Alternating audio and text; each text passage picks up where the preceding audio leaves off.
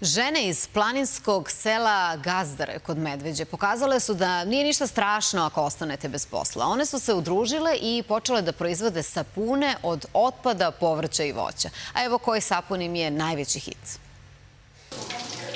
Ovo je sapun koji savršeno neguje kožu i rešava problem sa bukoljicama. Napravljen je od ovoga, od otpada sušene paprike. Od otpada sapuna? Tako je, samo što ovo sada nije otpad je kad izađe na ulicu, ovo je s nama sirovina.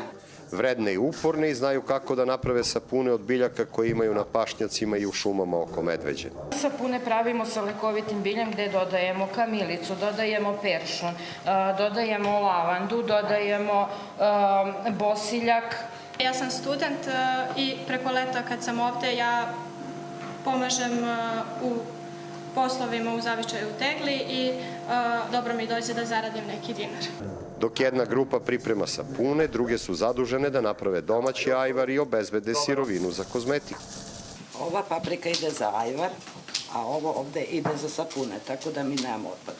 Mi smo zadužene oko paprike za ajvar, a drugi prave sapune. Mi smo našli ovde zadovoljstvo i posao i radimo korisno što drugi ne rade.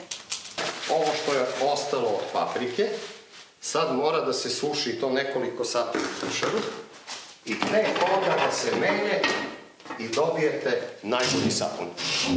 U radionici u Gazdaru ništa se ne baca. Prvo se napravi domaći ajvar od pečenih paprika, ljutenice ili pindžu.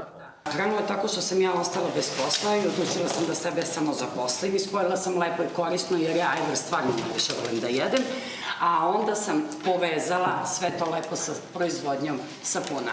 Da bi uspele, najveću podršku su dobile od UNDP-a, socijalnog preduzeća Bioidea i Ministarstva za zaštitu životne sredine.